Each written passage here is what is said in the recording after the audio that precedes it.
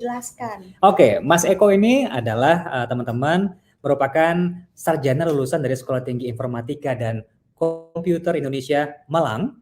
Beliau telah bergabung di Kapan Lagi Universe KLY sejak Desember 2009 dan menduduki posisi sebagai Social Media Manager yang bertanggung jawab untuk memegang media sosial dari Liputan 6, Merdeka, apalagi? Kapan Lagi, Vimela, Bola.com, Bola.net. Ranahnya Ratu sih.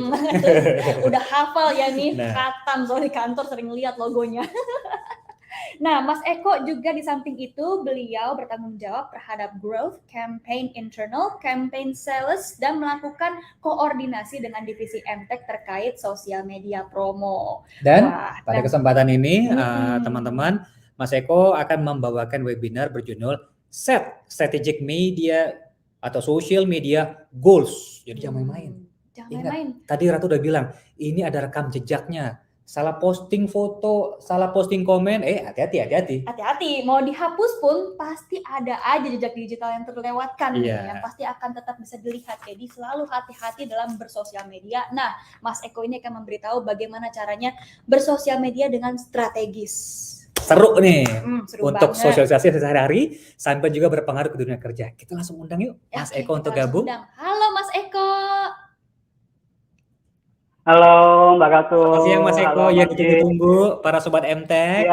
Kita sudah kasih intro sedikit Mas Eko tadi pentingnya bersosial media dengan baik, dengan bijak, dengan benar begitu ya. Coba tolong luruskan kalau kami ada salah-salah ngomong. Ya, siapa tahu kita juga ada salah kaprah nih ya Mas Eko. Sebenarnya kayak gimana sih apa yang akan Mas Eko jelaskan hari ini kepada para Sobat MTech? Bener, gini ya, kalau sekarang tuh mulai dari bocah-bocah, anakku aja yang usia 4 tahun itu udah ngerti sosial media, sampai yang ibu-ibu, bapak-bapak kita juga udah paham ya sosial media, Facebook dan segala macem gitu. Jadi sosial media ini kan cara kita di dunia sekarang ini, kalau dulu mungkin kalau mau tahu kabar saudara yang jauh, teman-teman yang jauh, itu kan kudu lewat email, lewat surat gitu kan, lewat ke kantor pos dulu gitu, ke Telkom dulu buat tulis telegram kayak gitu. Kalau sekarang tuh enggak semudah langsung sekejap mata aja apa yang kita rasain itu bisa kita share ke teman-teman yang lain gitu ya. Tapi bahayanya ya itu kalau sosial media, kadang kita udah langsung ngepost aja, curhat-curhat aja, tapi selanjutnya nyesel nih. Waduh, kok bisa sampai nyebar, kok bisa sampai viral, gitu jadi masalah. Ya Mas Eko, ya kan udah terekam. Iya, betul. Nah, gimana tuh kalau udah itu kejadian Mas Eko? Biasanya sih kalau itu kejadian ya, kalau kita mewakili diri sendiri itu mungkin lebih mudah ya, karena kita ngejelasin ke orang-orang terdekat kita aja gitu. Tapi kalau kita udah bekerja di dunia sosial media yang kita mewakili company, mewakili perusahaan, itu yang akan ribet sekali gitu. Karena kita salah post, personal yang salah post, tim yang salah post, yang kena perusahaan nih gitu. Jadi bisa perusahaan yang kena somasi, kemudian sampai ke persidangan kayak gitu-gitu, itu yang benar-benar harus kita jaga. Atau mungkin Mas Eko kalaupun dia bukan sebagai employee di perusahaan besar, dia bisa sebagai perorangan tapi dia tokoh. Ada kan ya, sempat viral ya. Iya, betul. Nah, pada saat dia sadar atau tidak, perorangan sih tapi dampaknya luas karena dia adalah artis ya, public figure. Gimana tuh Mas Eko? Iya, betul. Ribet sih. Iya, betul. Ya itu sih, gini sih, kalau kita setiap kali, kita udah diajarkan ya dari zaman kecil gitu, kalau kamu punya melakukan kesalahan, ya udah minta maaf aja dulu, itu yang penting sih. Klarifikasi begitu ya Mas Eko ya. Oke, kalau gitu. Mas Eko mungkin sekarang bisa mulai jelaskan dulu nih, pertama apa yang Mas Eko tampilkan nih kepada para Sobat MTech dalam presentasi Mas Eko hari ini.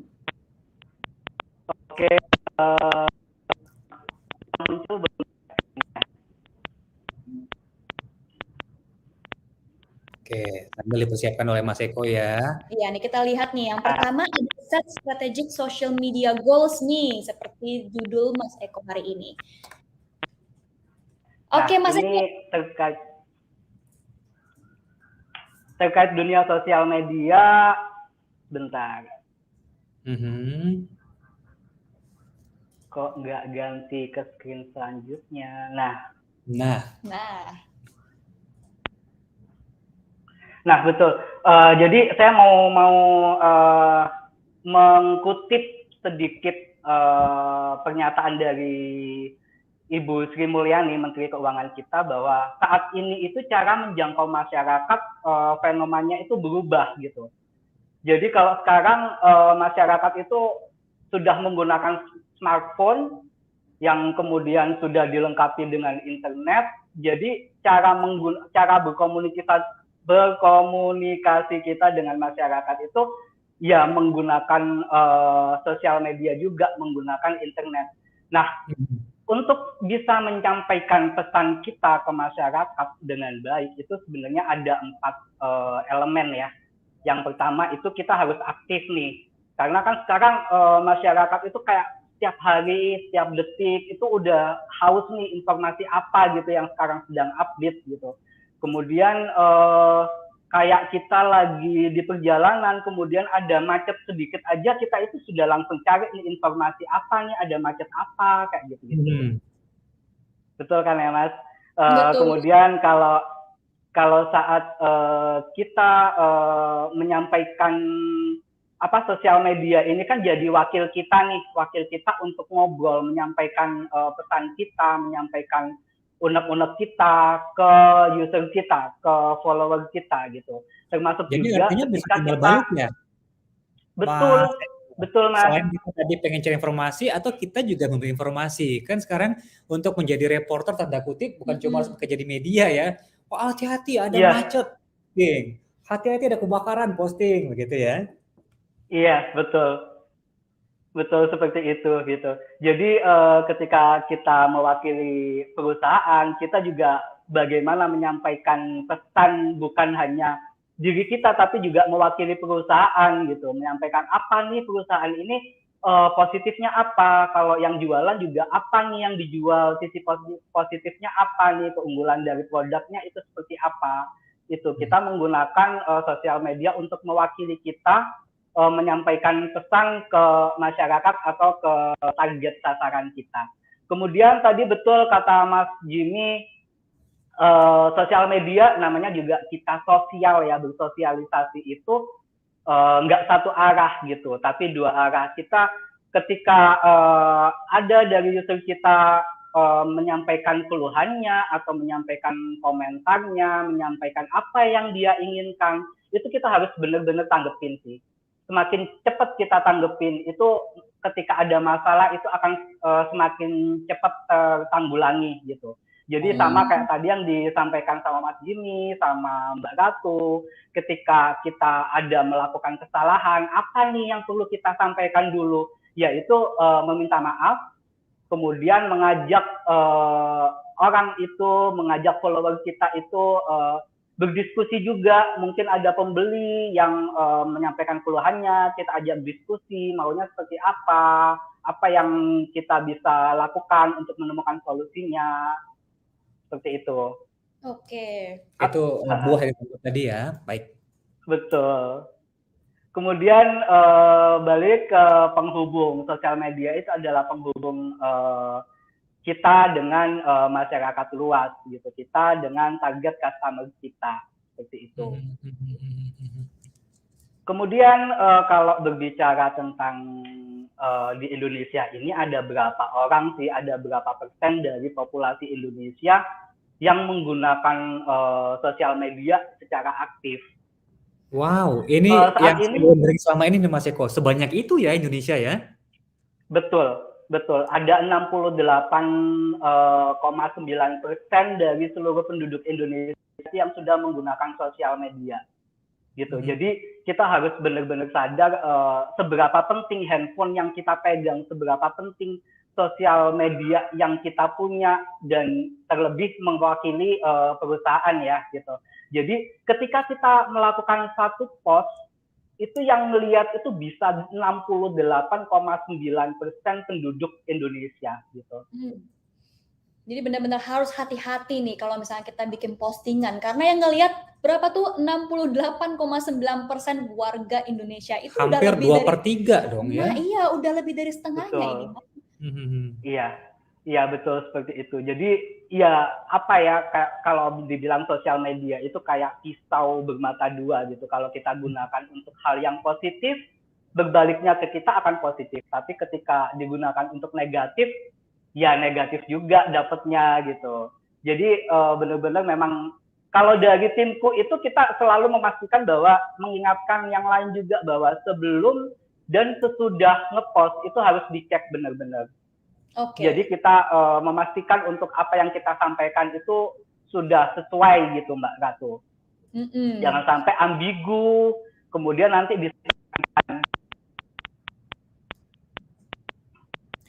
dan pastinya juga jangan sampai ini jadinya hoax atau semacamnya ya Mas Eko ya. Betul. Itu informasi itu harus bahasa lisan. Baik, Mas Eko, maaf Mas Eko, sebentar. Ini mic Mas Eko kayaknya agak bermasalah nih Mas Eko. Mungkin bisa didekatkan ke mulut atau dicabut terus dicolokin lagi nih Mas Eko. Atau pakai speaker di atau laptop pakai kali speaker ya. di laptop juga. Oke, sambil Mas Eko teknisnya, kita juga cerita sedikit nih Mas Eko. Nampaknya kalau budaya pusat informasi udah bergeser nih ya. Ini juga menjadi concern buat teman-teman di dunia pertelevisian khususnya. Kalau dulu televisi bisa sangat istilahnya memonopoli sumber informasi nih, selain ada media cetak dan juga audio radio gitu ya. Dulu kan kalau orang bangun tidur tuh kan buka televisi. Nah, nonton TV langsung tuh, remote TV di sebelah ranjang nih, nonton berita pagi. Itu pun kadang sebelum buka TV toilet dulu gitu ya, minum dulu, ibadah dulu. Ini lebih instan lagi. Buka mata, buka HP. Belum ke toilet, belum minum, bahkan belum ibadah, bahkan buka HP. lagi di toilet pun masih buka HP. Nah.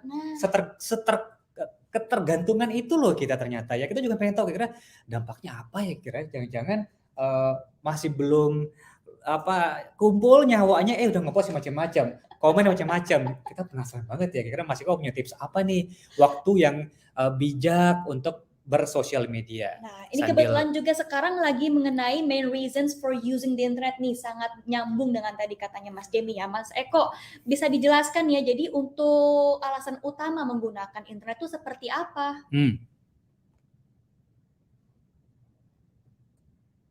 Oh, baik Mas Eko, maaf. Suara Mas Eko masih belum terdengar nih Mas Eko. Lagi-lagi sambil ya, Sobat MDEK bisa lihat di layarnya. Ini ada beberapa alasan kira-kira kita sebagai penduduk Indonesia dalam penelitian ini ya menggunakan internet. Aku bersyukur sih ya, setidaknya ini masih dilihat sama pekerjaan kita sebagai dunia media. Masyarakat Indonesia menggunakan internet untuk mencari informasi. Cakep. Itu udah paling benar. Jangan nyarinya yang lain-lain ya. Hiburan sih tetap butuh. Hiburan sih butuh, iya. Oke, berikutnya apa lagi nih? Finding new ideas and inspiration. Nah, banyak banget ide-ide yang sekarang tuh sebelum merogoh kocek bayar konsultan, cari-cari ide, inspirasi dulu, masukkan dari internet. Bisa juga. Betul. Nah, itu juga kita tahu ya bahwa untuk cari inspirasi, cari ide, itu nggak cuma ngelihat di buku-buku aja sekarang, tapi bisa tinggal gampang ngebuka Pinterest, ngebuka Instagram, semua macam ide di situ semua. Pengen renovasi kitchen set? Nah, buka Pinterest. Langsung itu.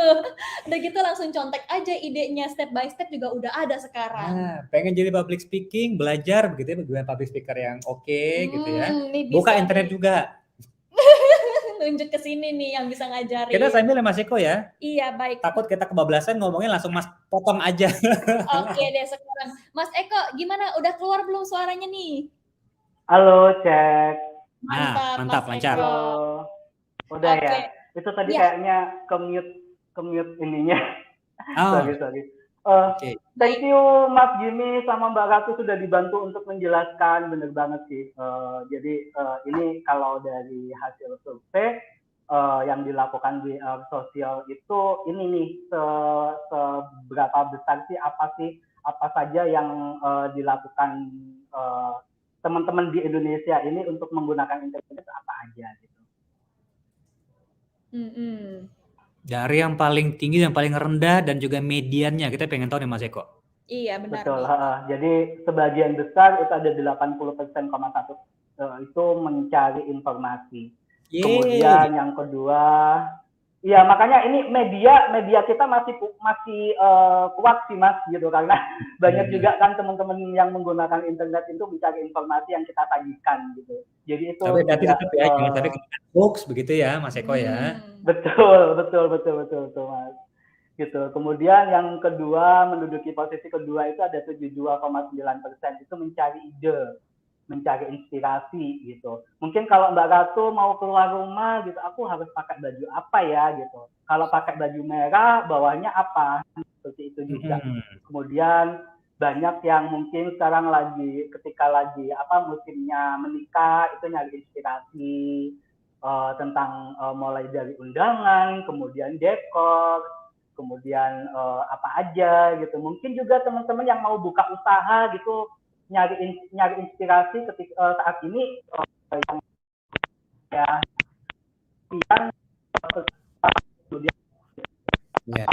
yang ketiga ini ada yang touchy banget nih, jadi pengen stay in touch dengan keluarganya. Itu reason seseorang dengan adanya teknologi seperti ini. Kayak Ratu misalnya punya saudara yang di luar kota lagi sekolah gitu ya. Ngapain dia biasanya kayak aduh bangun tidur ya. Aduh berangkat khusus video call gitu ya. Kalau zaman dulu kan susah ya, harus post pakai Telegram. Sekarang mah gampang. Semuanya tinggal lewat HP. Oke, Mas Eko, selanjutnya ada apa lagi nih? Selanjutnya, nah ini platform media sosial yang banyak digunakan. WhatsApp. Ini pasti Mas Jimmy sama Mbak Ratu punya. Instagram juga pasti nih. Kemudian Facebook. Sekarang yang lagi rame TikTok. TikTok itu menduduki posisi keempat dengan 63,1% orang yang menggunakan TikTok. Ini perkembangannya cukup masif ya, Mas Eko ya. Kalau dulu kan TikTok kayaknya terbatas ya. Ih ngapain sih joget-joget di sosial media? Ikut semuanya. Semua TikTok pada waktunya. Iya, betul. Berevolusi. Karena kan sekarang itu orang sekarang lebih suka yang fun ya. Jadi dalam bentuk visual juga. Kalau dulu mungkin Instagram merajai gitu ya, karena gambarnya bagus-bagus. Sekarang beralih ke TikTok yang bentuknya video gitu. Sehingga Instagram pun merasa bahwa wah ini kayaknya TikTok ini oke nih gitu. Kemudian Instagram ikut bikin Instagram Reel. Nah, mulai mencontek TikTok juga nih rupanya. Iya, betul. ATM ya, Mbak ya? Ya, amati tiru modifikasi. Betul sekali.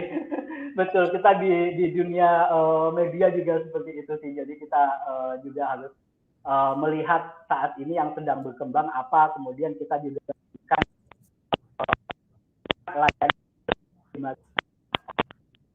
Oke. Next juga setelah TikTok ternyata ini mengagetkan loh, Telegram mengalahkan Twitter. Ini ngagetin sebenarnya nih. Kayaknya ada pengembangan ya, selain buat chit-chat, chatting, juga buat nonton biasanya Telegram. Oh iya? Iya. Oh bisa nonton sekarang? Nonton. Oh baru jadi tahu. bukan cuma kirim duit, kalau dulu kirim duit lewat Telegram, tapi kalau sekarang udah bisa nonton juga lewat Telegram, itu juga kali ya mengapa sekarang Telegram bisa mengalahkan Twitter nih. Sambil kita lihat di berikutnya, aku penasaran, kalau tadi kan cukup tinggi opsi alasan menggunakan sosmed, Mas Eko, tujuannya untuk stay in touch, untuk pengen tahu aktivitas keluarga, sahabat, tanpa kita bertanya, tinggal scrolling gitu ya. Kalau dulu kan ada pet ya, misalnya dia landing di suatu tempat, ditulis, Ratu sudah landing di Medan, misalnya gitu. Kalau sekarang penggantinya apa sih, Mas Eko? Mungkin sekarang penggantinya itu lewat WhatsApp. Gimana tadi pertanyaannya Mas ini? Jadi kita bisa tahu aktivitas saudara atau teman kita tanpa kita harus bertanya. Waduh ada pet kan? Karena beberapa dari pengguna sosmed ini suka mengupdate status. Lagi ikut seminar MTech nih. Update statusnya di WhatsApp status. Bisa. WhatsApp status satu. Yang kedua Instagram Story. Oh, sorry. Juga ada Facebook Story loh juga kan. Nah, itu tergantung seperti apa segmentasi masing-masing ya. Tergantung ya. Tapi sekarang kita lihat ternyata Telegram mengalahkan Twitter. Dan kita kan tahu ya, tadinya kan sebelum Instagram pun mulai terkenal, Twitter itu kan tadinya yang paling terkenal. Tapi sekarang udah mulai turun nih kayaknya penggunanya ya. Yang kita lihat Mas dari Eko mungkin mau komentar? Iya, apakah ada komentar dari Mas Eko terkait ini? Ini itu jelas. Oke, mungkin Mas Eko nih harus dicabut colok lagi nih untuk mic-nya nih. Iya, kayaknya. Oke, untuk sementara mungkin Mas Eko bisa mute sebentar sambil kita berdua pengen lihat-lihat nih slide-nya Mas Eko. Iya, nah kita melihat dari PPT Mas Eko ini ada mengenai know your audience dan mengenali follower atau pasar yang dituju. Nah, kalau kalian memiliki sosial media seperti Instagram yang memang tujuannya untuk branding diri kalian sendiri maupun untuk jualan, kalian tuh harus tahu sebenarnya follower seperti apa sih yang saya inginkan. Betul. Untungnya beberapa platform sosial media tadi sudah menyediakan beberapa setting pengaturannya ya. Aku pengen tahu nih, ternyata kalau Jamie di Instagram yang ngikutin kebanyakan gendernya laki-laki atau perempuan. Lihat lagi usianya berapa gitu ya. Nah, kalau ternyata usianya banyakan yang misalnya usia 20 hingga 30, oh, jadi aku bisa tahu yang aku post itu lebih ke informasi anak muda. Gitu. Jadi jenis konten yang diproduksi juga cocok untuk target audiensnya. Ini sih mirip-mirip sama TV nggak sih? Aku takut berbicara banyak mengenai media sosial ya, karena bukan bidangku. Tapi kalau di bidang TV nih, di programku, aku pegang program patroli di Indosiar misalnya. Dari survei AC Nielsen, kemudian R&D, kita punya tim research and development ya. Kita program TV itu juga punya segmentasinya, seperti Instagram tadi misalnya. Patroli misalnya ditonton oleh kebanyakan female. Ada juga male yang nonton, tapi kebanyakan female. Female-nya seperti apa nih Sobat MT? Ternyata female-nya ada yang usia 20 sampai 30, 30, 40. Oh, ternyata banyak ibu rumah tangga. Banyakan wanita usia segitu. Profesinya bisa ketahuan. Ibu rumah tangga kah, misalnya wanita pekerja kantor atau seperti apa. Nah, makin kita tahu siapa segmentasi kita bisa lebih fokus untuk mengejar kontennya. Makin jitu mengejar kontennya. Sama mungkin kalau di bidang pekerjaan itu gimana? Nah, kalau di bidang pekerjaanku sendiri, kan aku ini membahas tentang tokoh-tokoh yang bisa menginspirasi masyarakat ya. Misalnya kemarin terakhir kita juga sempat berbicara dengan Putri Duta Besar Ukraina. Nah, dia tuh menceritakan soal pengalamannya saat sedang perang Ukraina. Nah, ini kan berarti segmentasinya cocok untuk orang-orang yang memang ingin tahu tentang kondisi-kondisi terbaru yang terjadi di dunia saat ini. Jadi kita mengemas konten tersebut juga pastinya yang mudah dimengerti untuk target audiens kita yang mungkin masih sangat awam mengenai kondisi perang ataupun semacamnya. Kita buat menjadi simple mungkin untuk dimengerti. Nah, itu dia gunanya untuk mengetahui jenis followers kita dan juga jenis orang-orang yang menonton konten kita. Begitu Sobat MTech, kira-kira kalau dari sudut pandang media televisi dan juga online. Kita coba tanya ke Mas Eko lagi ya. Oke, coba kita tanya ke Mas Eko lagi. Sudah bisa melengkapi belum? Oke, tes. Wow, udah jelas suaranya. Nah, udah jelas ya. Ya ampun, maaf banget ya Mbak Ratu, Mas Jimmy, teman-teman. Nah, ini dia juga salah satu percobaan ya dari teknologi. Betul, ini memang susahnya kalau virtual ya. Media televisi dan online dengan sosial media, cukup relate nggak? Sosial media dan media TV ya Mas ya? Itu cukup relate banget gitu, karena sebenarnya kita cuman beda media penyampaiannya aja ya, tapi cara penyampaiannya, kemudian bagaimana menyampaikannya itu sama sih gitu. Nah tadi terima kasih udah dibantu ngejelasin nih, bener banget Mbak Ratu sama Mas Jimmy, kenapa kita harus mengetahui dulu gitu audiens kita seperti apa. Karena kayak kita ngobrol sama temen aja nih, aku kalau nggak kenal sama Mbak Ratu, nggak kenal sama Mas Jimmy gitu, pasti bingung ngobrolinnya seperti apa gitu kan. Jadi kalau kenal sama Mbak Ratu, oh Mbak Ratu itu gaya bahasanya seperti ini, orangnya seperti ini, kesukaannya seperti ini, itu kita ngobrolnya itu kan lebih nyambung gitu ya Mbak Ratu dan Mas Jimmy ya. Betul. Nah, Untuk Parah. mengetahui audiens kita itu ya gimana caranya? Ya komunikasi gitu kan. Jadi kita ngobrol melalui apa nih kalau di sosial media, melalui komen, melalui caption, melalui pesan-pesan juga gitu, pesan-pesan, DM dan segala macam. Atau kalau kita perlu melakukan polling nih.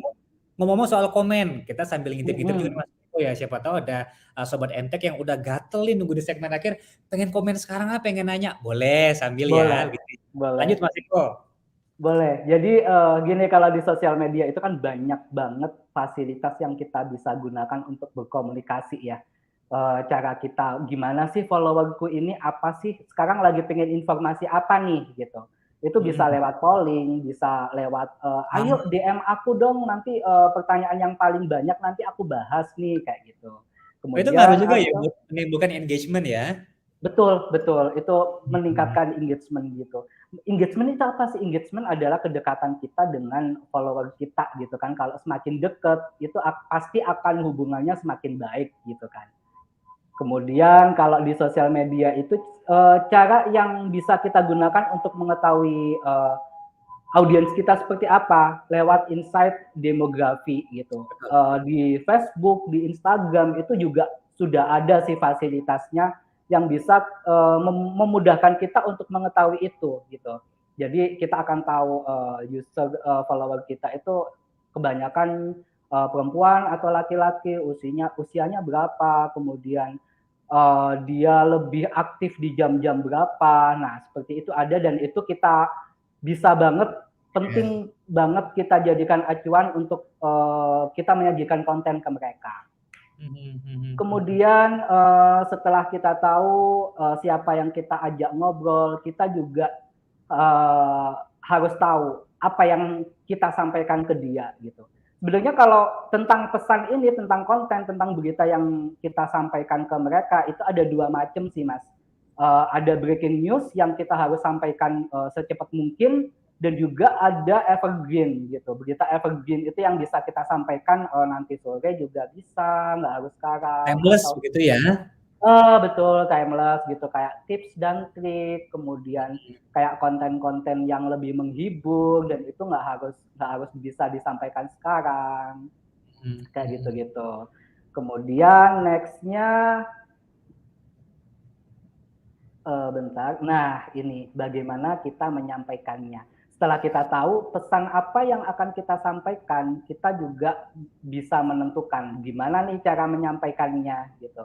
Nah, sebelum itu kita juga tahu ya tujuannya nih apa nih, pesan yang kita sampaikan ini tujuannya apa? Apakah untuk memancing engagement atau apakah untuk sharing tips biar saling berbagi informasi, atau juga tujuan pesan yang kita sampaikan ini apakah untuk jualan ataukah apakah untuk apa ya, kayak memancing mereka untuk komen atau memancing mereka untuk mengikuti nih ada campaign dan segala macam.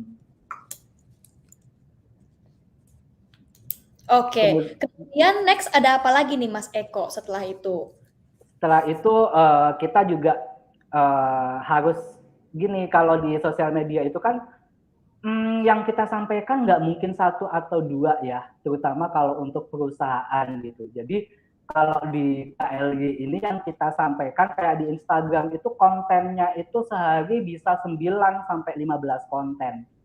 Dan itu setiap hari. Jadi jangan sampai nih konten yang kita sampaikan itu mental aja gitu ke ke follower kita. Kita juga harus memastikan bahwa kualitas konten yang kita sampaikan itu benar-benar bagus gitu. Jadi orang juga nggak buram, nggak apa gitu. Jadi ketika orang scrolling timeline itu mereka langsung berhenti di konten kita dan membaca gitu. Kemudian itu secara quality ya. Kalau secara quantity juga ada batasan nggak Mas Eko? Misalnya minimal harus berapa kontennya atau agar mungkin maksimal dalam per hari gitu ya. Oke, mungkin maksimal karena nanti atau enggak dicap annoying gitu. Atau betul, iya. Kalau di gitu Instagram itu kalau mungkin untuk personal itu bisa 2 sampai 3 ya. 2 sampai 3, 4 juga bisa gitu. Cuman kalau 24 jam. Iya, 1 kali 24 jam. Oh, nggak Oke. boleh banyak-banyak juga ya? Padahal aku Iya, ngerasa betul. 1 seminggu aja tuh udah kebanyakan tuh.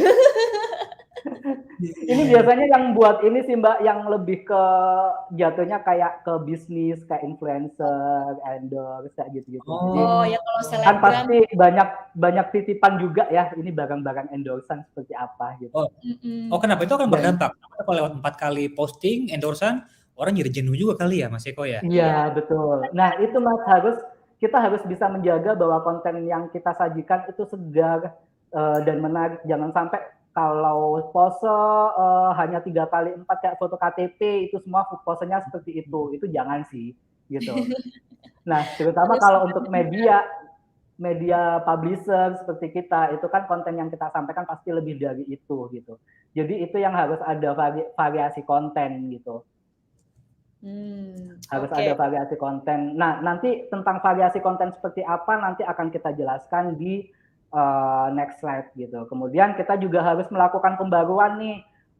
Kayak gini udah bosen nih foto-foto doang, coba kita ganti dengan video. Video yang kayak gini nih udah bosen nih, coba kita ganti dengan video yang lain kayak gitu.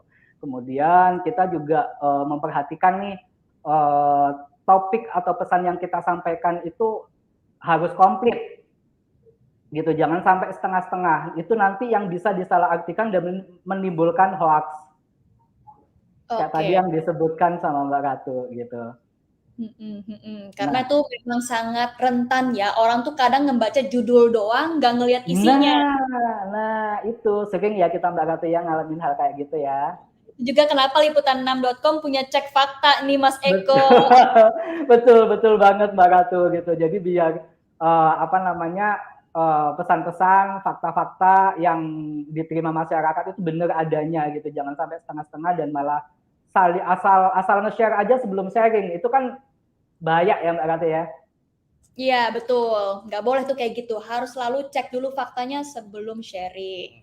Oke, Betul. next Mas Eko juga di sini kita lihat ada tentang tema yang konsisten. Tadi Oh, kan Mas oke. Eko bilang bahwa ada juga kita harus bikin inovasi ya Mas Eko. Tapi kenapa Betul. konsisten? Dalam hal apa nih konsistennya? Apakah postingan? Konsisten. Iya, Yang gimana dimaksud tuh? tema yang konsisten ini gini, kalau biasanya personal itu kalau mungkin influencer dan segala macam itu dia konsisten di kayak dia ngebahas masak atau dia ngebahas traveling. Kemudian warna yang dipakai tone warna pun pasti temanya sama nih, ada yang kehijauan, ada yang temanya hangat, kecoklatan, seperti itu. Kemudian kalau untuk publisher itu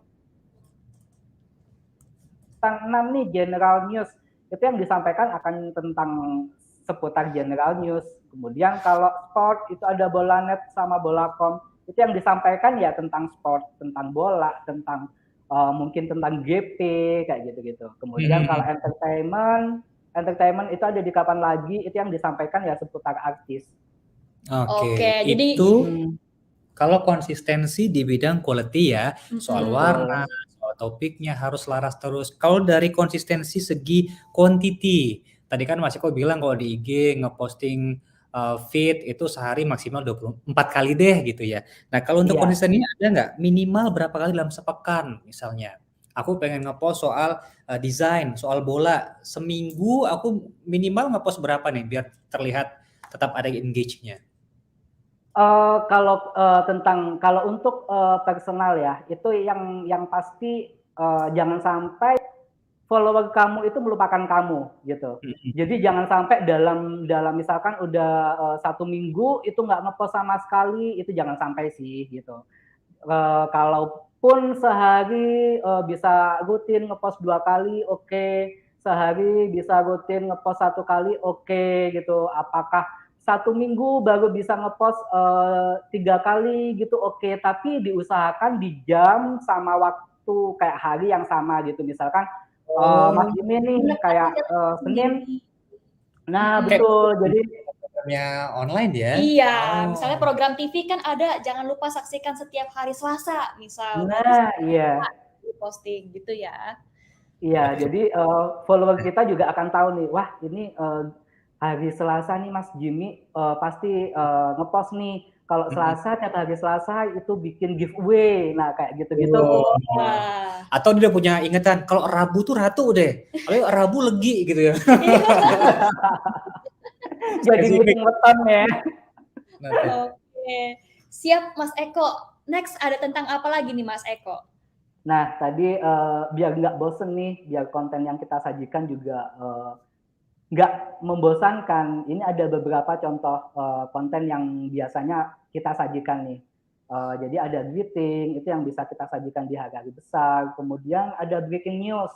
Breaking news ini yang tentang update-update terkini dan pasti dinantikan sama masyarakat gitu. Jadi breaking news ini bukan hanya tentang bencana ya. Breaking news itu bisa tentang informasi terkini, kayak misalkan mungkin lagi nunggu, kalau di Kapan Lagi Korea itu pada nunggu konsernya BTS gitu. Nah, ini BTS lagi mau konser di Indonesia nih, lah itu breaking news buat teman-teman Korea sih gitu.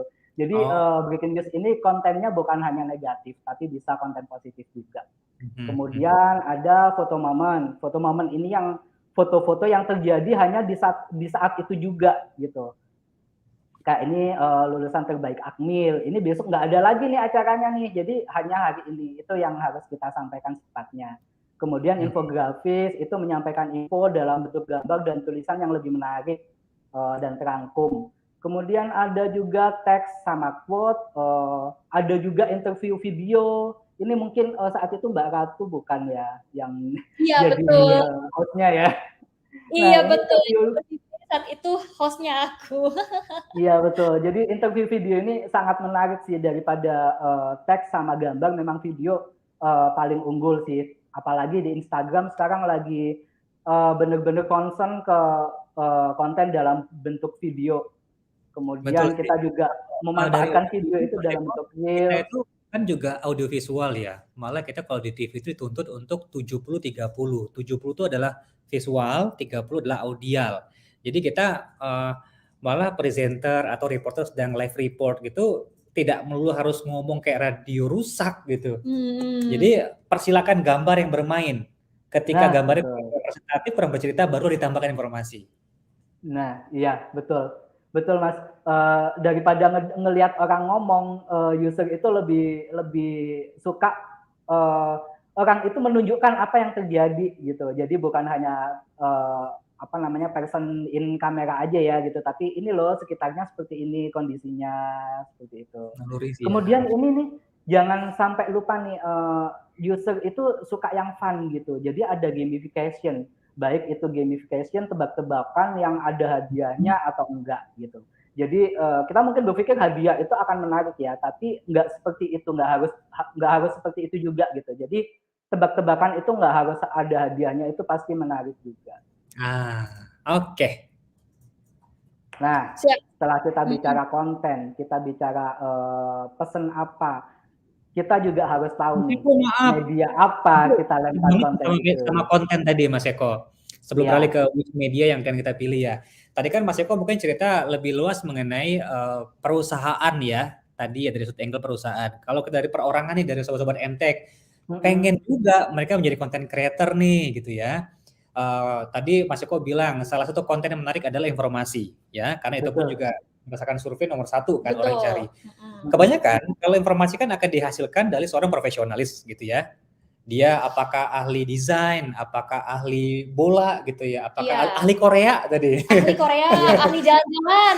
Tapi kalau ada pemula nih Mas Eko, dia pengen bikin konten tapi dia bukan seorang profesional, dia nggak punya ilmu khusus. Tipsnya apa nih Mas Eko? Apa yang bisa dia share Mas? Sebenarnya gini, yang bisa kita share, kita sebagai user yang mungkin awam pun, kita bisa menge-share sesuatu yang dekat dengan kita gitu. Kayak misalkan aku nih di Jakarta, aku cuman ngekosnya di Gambir nih, yang cuman deket Monas gitu. Jadi konten yang tentang Monas itu bisa aku share juga gitu. Jadi kayak Monas nih bukanya jam berapa, kemudian ini nih Monas udah buka lagi nih, aku ada foto-foto di situ, masyarakat sudah mulai membanjiri Monas. Kemudian nggak perlu repot jauh-jauh ya. Iya betul, dari sekitar kita aja gitu. Itu pasti banyak juga yang yang tertarik gitu, kayak nih lagi di daerah sekitaran Monas nih lagi macet nih, ada apa kayak gitu. Jangan lewat pantas nih Monas Mas ya, Eko kalau lagi boleh macet kayak gitu. belakangan aku tuh follow akun seseorang di Instagram, dia cerita soal kehidupan di tepi pantai, spesifiknya lagi di Sanur Bali. Wah, Nah, itu. Aku kan tidak ada hubungannya sama dunia laut begitu pekerjaannya ataupun juga aku tinggal juga bukan di laut. Tapi aku penasaran yang diangkat tuh Mas Eko, dia adalah kehidupan biota di pinggir pantai. Jadi apa saja yang bisa ditemui di pinggir pantai Sanur. Spesifik kan? Ternyata kuda laut tuh banyak di pasir ternyata. Oh, ada juga. Bisa langsung ditemukan gitu di pasir. Oh. Ada beberapa ya apa namanya ekosistem yang aku baru tahu dengan memfollow akunnya. Jadi Seperti hal-hal itu yang ya, dekat Mas, dengan salah kita satunya. bisa langsung juga ya Mas betul. Eko ya. Iya, karena apa ya, nggak banyak orang juga yang kalau nggak tinggal di pantai dia tidak akan mengerti dunia pantai seperti apa gitu. Sama kalau kita tinggalnya di daerah sekitar Monas, nggak banyak orang juga yang ngerti daerah Monas itu seperti apa. Apakah di situ ternyata ada kuliner yang enak? Apakah di situ bisa digunakan untuk jogging? Apakah di situ mulai dari yang dekat dengan kalian atau mungkin juga bisa mulai dari hobi ya. Siapa tahu punya hobi tertentu. Nggak salah nih, aku juga tahu Mas Eko hobi bikin gelang bukan nih Mas? Bener sekali Mbak. Bener sekali, aku suka bikin-bikin gelang kayak gitu mulai dari bisa jadi konten. Kalaupun rumahnya jauh dari pantai Sanur Bali, mungkin rumahnya dekat dengan kali Kampung Melayu yang sering banjir, bisa juga kali Mas Eko ya? Ya, benar. bisa. Benar. Dan kita ini sih di mana-mana itu pasti ada tempat makan yang enak. Nah, itu yang bisa kita share juga. Karena dunia kuliner itu pasti semua pada suka ya. Itu yang bisa kita gunakan sih, kita manfaatkan kayak gitu. Sepakat. Oke. Udah dapat ide nih ya buat para sobat MTech yang baru mau bikin sosmed. Yang baru mau bikin bisa, konten tanpa jadi profesional pun juga bisa. Benar sekali. Lanjut Mas Eko, mangga. Lanjut ya. Ini tentang sosial media. Nah, mungkin dari beberapa dari kita itu nggak paham nih, kayak aku punya Facebook nih, tapi buat apa sih Facebook itu? Yang tinggi, yang bermanfaat, yang digemari itu Facebook, ciri khasnya seperti apa sih gitu. Kemudian ada Twitter, kemudian ada Instagram, kemudian ada TikTok. Jadi ada beberapa kecenderungan setiap sosial media platform itu yang khas gitu ya. Kalau di Facebook itu tadi yang untuk mengetahui ini stay in touch dengan saudara, kemudian dengan teman. Iya. Harus nanya-nanya, Ratu lagi apa? Buka aja sosmednya gitu ya. Iya, tinggal lihat. Betul. Ya, kepo-kepoin. Sekali scroll 30 second udah ketahuan nih kira-kira Mas Victor lagi ngapain, Ratu lagi ngapain gitu ya. Mas Ahdet lagi kemana gitu ya. Nah, siap nih. Kalau untuk selanjutnya nih Mas Eko, kita lihat nih ada Facebook to stay in touch. Terus ini kenapa lambang Twitter to stay informed nih ya Mas Eko? Iya, kecenderungan untuk user Twitter itu ketika ada sebuah kejadian itu dia pasti akan nge-tweet karena dia bentuknya teks ya, meskipun sekarang udah ada foto kemudian bisa dilengkapi juga dengan video gitu, tapi di Twitter itu orang bisa menyampaikan itu segampang ya kayak ngetik aja gitu, kayak lagi banjir nih daerah sini, lagi ada diskon nih di daerah sini, itu pasti Mbak Ratu langsung, oh diskon nih, langsung tahu gitu. Kemudian langsung tanya-tanya ke teman, beneran di sana ada diskon kayak gitu-gitu. Jadi di Twitter itu lebih ke orang cari informasi gitu. Kemudian kalau di Instagram itu karena dia bentuknya visual, bentuknya video, itu banyak orang yang di situ mencari inspirasi tentang mungkin fashion, inspirasi tentang Gigi ini Nagita Slavina ini lagi suka pakai baju apa sih gitu. Kemudian bisa nggak aku pakai nih kayak gini-gini gitu. Kemudian cari inspirasi juga tentang kuliner, cari inspirasi juga tentang konten-konten yang saat ini sedang digemari seperti itu. Kemudian kalau TikTok ini yang lagi itu orang pengen pada berebut mencari perhatian dalam bentuk konten video. Dan sekarang yang menarik itu di TikTok juga ada TikTok Shop kan, jadi gitu yang bisa banyak orang yang kemudian bikin live streaming untuk jualan. Mas Eko, Gitu. ini luar biasa sih temanya karena memang dekat sama kita ya, jadi banyak banget ya nanya. Mas Eko boleh nggak sambil Mas Eko cerita-cerita soal slide, kita sambil mulai buka yuk. Bacain komen-komen di sesi Q&A. Nah, kita mulai buka Q&A, jadi untuk para sobat MTech yang sudah punya pertanyaan bisa langsung diketikkan saja, nanti bisa kita pilih pertanyaannya apa. Nah, yang pertama nih kita juga ada pertanyaan dulu dari Putri Khalifah. Izin bertanya Mas Eko, apa yang biasanya dilihat oleh HR dalam sosial media kita saat melamar pekerjaan? Terima kasih. Nah, Mas Eko nih, yang tadi kita juga sempat bahas soal sosial media akan dilihat sama orang-orang yang akan hire kita. Gimana nih Mas Eko? Gini, kalau saat mencari tim nih, kalau dari aku dan dari tim HR itu memang saat ini sosial media itu salah satu penentu juga kita mau take dia atau enggak, mau hire dia atau enggak. Pertama yang dilihat adalah gimana sih di Twitter dia, jejak. Tadi Mbak ya pernah sempat dibahas jejak digital. Nah, karena dari sosial media penting, ya sampai seperti itu karena penting. Sosial media ini kan bisa mewakili diri kita ya, gitu. Jadi dari sosial media teman-teman yang mau melamar ini bisa kelihatan karakternya seperti apa, apakah dia termasuk orang yang mellow, apakah termasuk dia orang yang suka tantangan. Apakah dia orang yang strong, itu bisa terlihat dari situ. Jadi referensi ya. Saya pikir hanya sebatas yang berat nih Ratu, misalnya dia terlibat dari ekstremis gitu ya, atau dia terlibat terorisme gitu. Oke, terkait itu Mas Eko, ada nggak yang haram untuk ditampilkan di sosial media kita nih Mas Eko? Yang haram adalah sesuatu yang cenderung ke negatif ya. Cara kita berbicara atau cara kita menuliskan status itu juga bisa mewakili diri kita gitu. Apakah dia dari statusnya itu lebih ke suka berstatus tentang yang menginspirasi, kemudian cara dia melihat sebuah kejadian, mungkin ada kayak kejadian kayak mungkin JIS kemarin itu ada JIS pagarnya roboh, kemudian di-post sama dia. Nah, apakah dari situ dia hanya menginformasikan ataukah dia juga memancing emosi orang lain? Apakah itu juga dia malah menjelek-jelekan, menghasut, kemudian malah menyebarkan hoax? Itu yang bahaya kan gitu. Jadi dia akan mendapatkan nilai negatif karena tidak mewakili perusahaan gitu.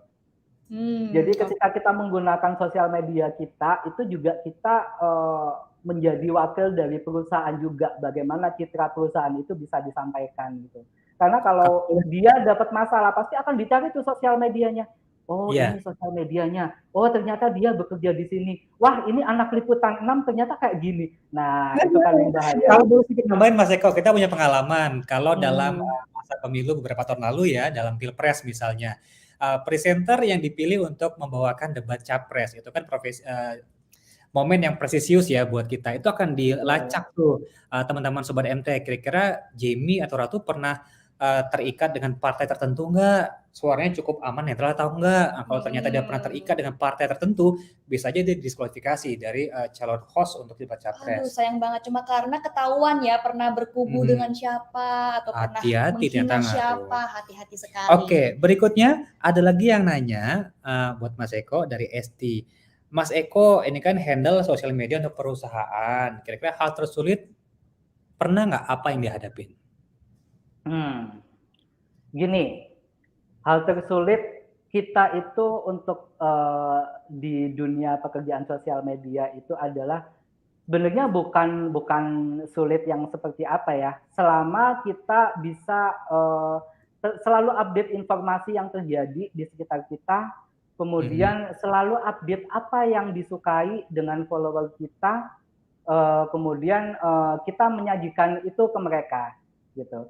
Yang sulit adalah ketika kita sudah concern di hal tersebut, kemudian nggak ada ide lagi nih, mau bikin gimana gitu. Jadi itu konten-konten yang kita sajikan jadi terkesan membosankan dan kemudian tidak sesuai nih, tidak diminati sama follower kita. Caranya seperti apa? Ya kita terus menggali lagi ide-ide yang sedang berkembang di dunia sosial media. Seperti itu. Itu cara kemudian kita mencoba apakah ini sukses atau enggak, seperti itu sih. Atau mungkin juga buat Mbak Esti, tadi Mas Eko pernah cerita sebelumnya, salah satunya adalah kalau kita sebagai media atau industri media ini salah memberikan informasi atau blunder ya. Tapi kan Mas Eko memberi solusinya dengan cara pertama minta maaf, terus membuka hak jawab gitu ya, dan membuka ruang diskusi, begitu ya Mas ya? Iya, betul. Dan ini sih, selama kalau kita mungkin bekerja atau mungkin menggunakan sosial media untuk diri kita sendiri, untuk personal, kita nggak ada temen nih buat nanya-nanya kalau ada masalah dan segala macam. Tapi ketika kita bekerja di perusahaan, kita itu ada dalam tim sendiri itu ada teman, kemudian kita juga punya teman yang di tim lain gitu. Jadi memang dalam perusahaan itu harus bersinergi gitu. Jadi kita juga bersinergi dengan tim legal, kita juga punya tim redaksi yang membantu kita untuk menyampaikan dalam bentuk artikel. Kita juga punya tim multimedia yang membantu kita untuk menyampaikan pesan atau konten-konten kita dalam bentuk video. Seperti itu. Baik Mas Eko. Mas Eko, mungkin ini juga pertanyaan yang terakhir ya dari Sobat MTech, karena sayang sekali juga kita sudah mulai mendekati penghujung acara nih, karena saking serunya kita ngobrol nggak kerasa. Nih terakhir pertanyaannya yaitu dari Erika, mana yang lebih efektif di IG? Story atau feed? Gimana nih Mas Eko? Mungkin ini buat Sobat MTech yang lagi punya usaha nih ya kali ya. Dia pengen mungkin mau jualan lewat IG atau mau bikin branding diri sendiri, mau jadi selebgram mungkin. Gimana nih Mas Eko? Mana yang lebih efektif, dari story atau feed nih? Kalau saran dari saya, gunakan dua-duanya, gunakan fasilitas yang ada gitu. Karena kecenderung gini, follower kita itu ada beberapa orang yang cenderung suka scrolling feed, cari informasi di feed. Kemudian ada juga orang yang suka klik Instagram Story dan membiarkan Instagram Story itu berjalan aja dengan apa adanya gitu. Ke next slide, kemudian langsung otomatis ke next slide kayak gitu. Nah, jadi kalau saran saya untuk menyampaikan informasi atau mungkin di jualan gitu, bikin dalam bentuk feed dan share juga dalam bentuk story.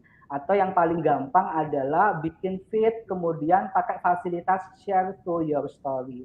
Itu udah langsung otomatis di situ akan kesimpan atau akan tersaji di story gitu.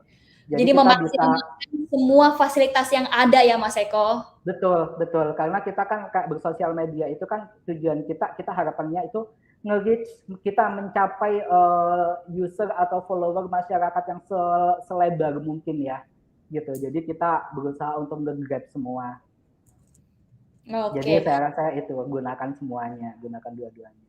Baik, terima kasih banyak Mas Eko atas jawabannya, dan ini juga semoga bisa menjawab dari pertanyaan dari Erika ini. Betul. Baik. Mas Eko, mungkin ada beberapa Sobat MTech yang pengen nanya lagi nih ke Mas Eko. Kira-kira kalau Instagramnya Mas Eko apa nih? Instagram KOSEVISION, Kosevision. Oh, Kosevision. Wah, seru banget. Begitu ya, kita alih ke sana ya. Iya, boleh. Dengan senang hati saya akan menjawab teman-teman.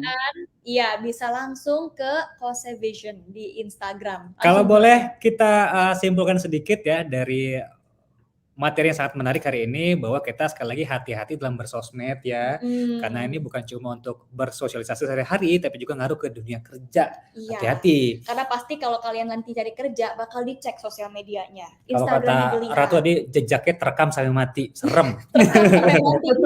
Betul. Dan teman-teman HR itu keponya tinggi loh Mas, mereka akan menemukan semua. Kayak detektif ya Mas. Betul.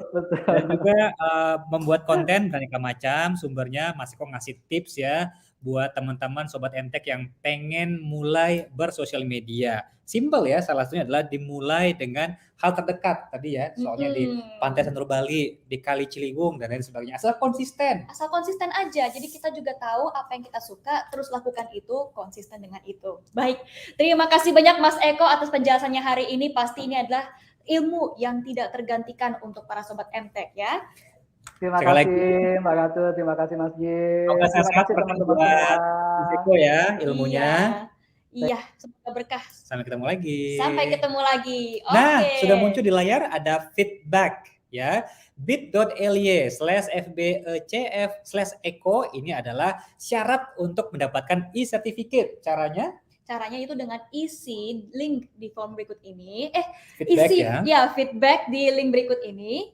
Itu akan memberikan kalian e-certificate yang bisa kalian gunakan untuk ditaruh di LinkedIn kalian. Jadi kalian bisa menunjukkan bahwa kalian sudah pernah ikut acara seperti ini. Ini berguna banget loh, apalagi kalau misalkan kalian mau daftarnya itu ke loker yang disediakan oleh MTech. Tadi yang nanyakan, belum punya pengalaman, punya sertifikat. Punya sertifikat kok. Sekali lagi terima kasih sekali lagi buat Mas Eko, juga Mas Ahdiat yang sudah menemani kita di hari kedua program MTech Career Festival 2022. Kita masih memiliki 1 hari lagi, tanggal 6 Agustus besok ya. Jangan lupa kurang lebih jamnya sama, jam 10 pagi ya, sampai 2 siang. Kemudian juga, wah itu suara alarmnya seperti itu rupanya. Buruan katanya gitu Ratu. Buruan katanya, oke.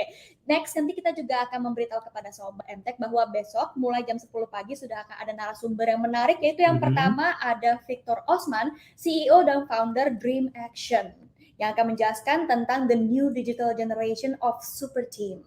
Kemudian next ada siapa lagi nih? Nggak cuma Mas Victor ya, besok juga akan ada Bapak Suryo Sasono selaku SVP of Talent Bukalapak yang akan bawakan webinar dengan judul How to Get Hired into Your Desired Job. Gila ini. Wah, banyak banget materi-materi yang bagus-bagus ya. Dan terakhir akan ada juga materi dari Pak Peter Andrian, VP Group HR MTech yang akan menjelaskan tentang Be the Magnet of Opportunities. Nah ini orang ini yang akan ngerekrut kalian semua nih. Tentunya pemirsa, acara ini terselenggara berkat kerjasama kita dengan Dream Action ya. Di sini juga memberikan fasilitas untuk psikometri tes online gratis. Biasanya sih kita kalau bayar untuk ini sekitar ratusan ribu. Ini gratis. Ini gratis. Kalau kalian kan biasanya mau tahu kita cocok di pekerjaan mana, harus ikut tes, itu bayarnya kan ratusan ribu. Ini gratis, tinggal langsung buka di websitenya, di link yang ada di bawah ini, yaitu link dreamtalent.id/VCF. Langsung kalian buka, login,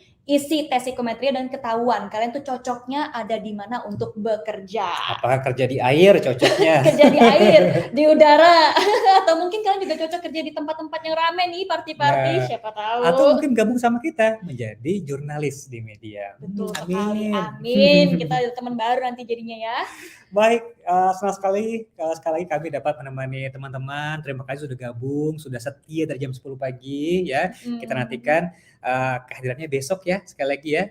Iya, kita nantikan kehadirannya besok, dan jangan lupa bahwa di setiap sesi itu berbeda ya sertifikatnya. Jadi besok ikuti semua sesinya, akan ada 3 sertifikat jadinya. Sesi yang pertama ada 3, sesi ada 2, sesi besok ada 3. Ada 8 sertifikat. 8 sertifikat totalnya tuh kalau kalian ikut semua. Lumayan banget tuh. Taruh di LinkedIn 8 sertifikat, ikut dari ini semua, ketahuan kalian punya pengalaman yang menarik ya. Mungkin besok bukan kita lagi bawain acaranya ya, ada Kak Sheila Purnama Bulan salah satunya. Tapi kita akan ikut join juga di webinarnya. Sampai ketemu besok ya. Saya Jimmy Darusman. Dan saya Ratu Sri Asmirat. Sampai jumpa Sobat MTech. Terima kasih.